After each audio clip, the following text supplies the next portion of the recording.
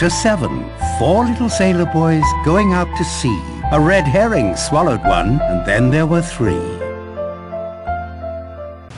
4 bodies upstairs, 2 down. Can't be very hygienic. Still with us, Narracott? Thalidomide isn't much of a poison if you ask me. Although your face is all flushed. I found the antidote. Thank heavens! The weather is moderating. Might be a chance for a bonfire on Ship's Rock.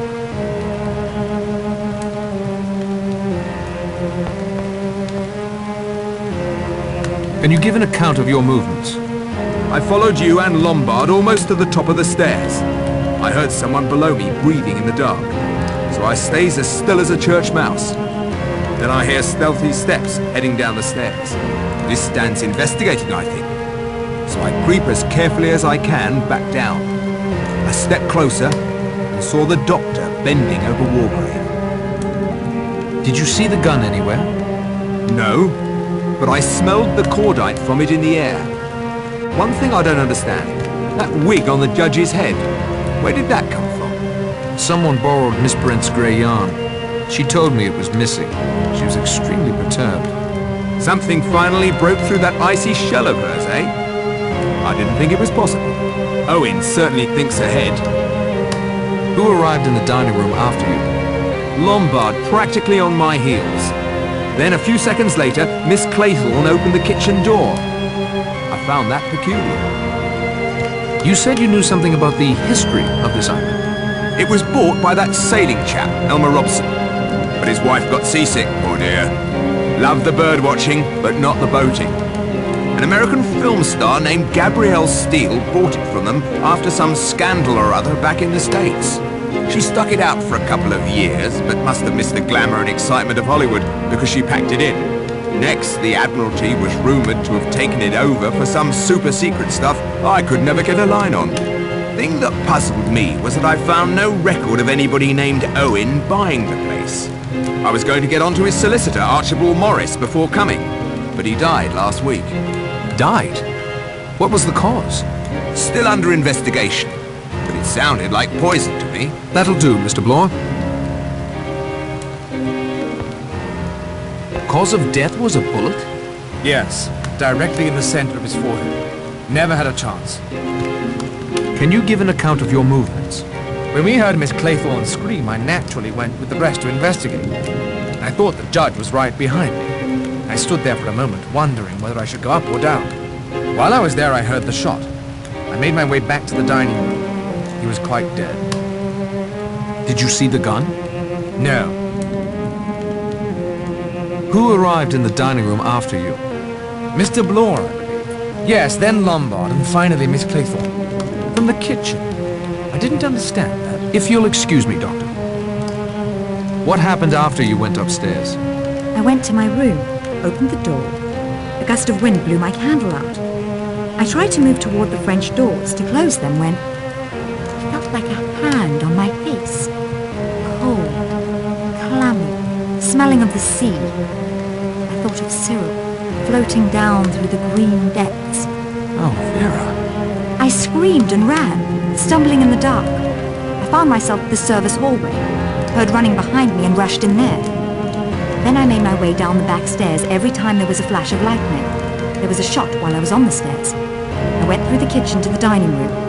I was the last to arrive. The clammy hand was seaweed hanging from a line. I had a look inside after we, made the judge comfortable. Just a length of seaweed.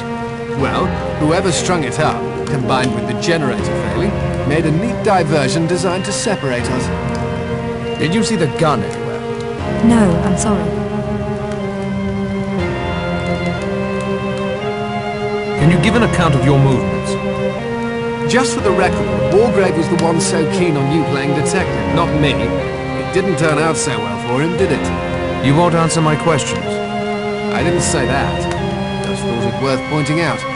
My movements? I ran up the stairs behind you and, well, I ducked into the bathroom at the top. The one Armstrong the judge shared. Chair. Curious behavior. It occurred to me that Vera's scream was meant to be a diversion. I wanted to see what everyone would do. In the lightning flashes, I saw Blore head back down the stairs. Narracott was along the hall there. So I went downstairs to the dining room, arriving behind Blore. Did you see the gun anywhere? I saw it in a flash of lightning and scooped it up. I didn't know what had happened then. I realize now you have only my word that I picked it up after the murder. I think you'd better hand that over. I think you'd better not try to take it away from me again. Who arrived in the dining room after you? Vera appeared in the kitchen doorway a few moments later. Are you sure you recognized Owen's voice? All right, Narracott, I'll tell you. I was hired by Archibald Morris, the non-existent Mr. Owen's attorney. He first made contact with me over the telephone. It was Morris's voice on the recording, I'd swear to it. Thank you, Lombard. 5 left, and we don't know which. I know. I haven't the least doubt. Well, I suppose I do know, really. I think I've got a pretty good idea now. I haven't a clue. I don't know about the rest of you lot, but I'm going to go to my room and lock myself in until daylight. Sound plan. I agree. But Patrick doesn't have a room. Plenty of them about, if he doesn't mind sharing. 5 bullets are plenty. Oh, Hugo. I'm so sorry. Self-righteous, smug old hypocrite. Letting Narracott play his detective games with a real professional on the case. He got no more than he deserved.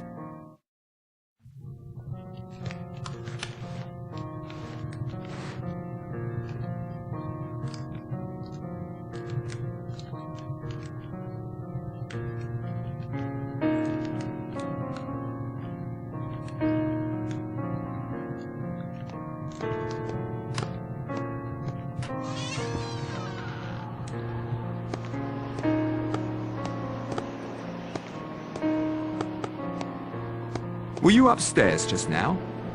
No. One of them's out of his or her room. Whoever it was went out the front door. I'll follow. Find out who's missing. That's our killer. I need to check everyone's room and find out who's missing.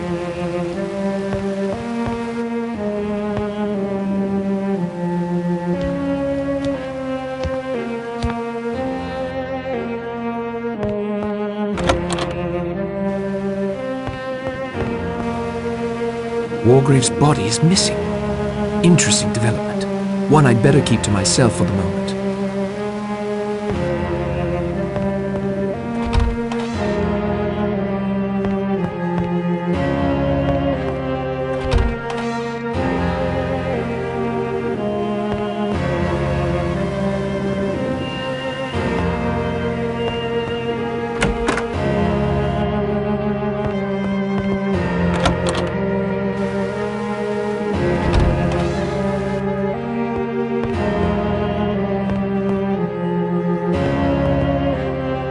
Who's there? It's Narracott. Someone has left the house. Blore's following whoever it is. Well, it isn't me. Who is it? What's the matter? It's Patrick. Blore heard someone. They ran outside. I'm checking to see who's still here.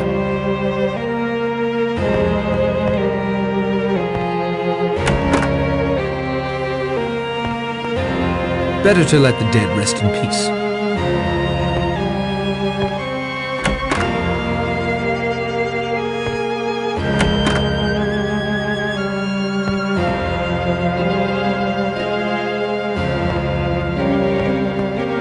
There's nothing I can do for the victim now.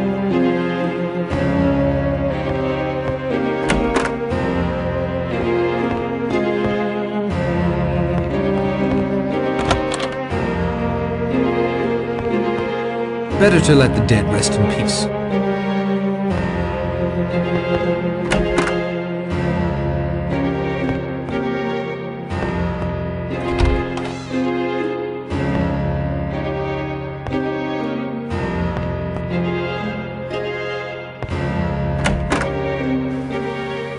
The body was thoroughly searched. No need to disturb it now. Better to let the dead rest in peace.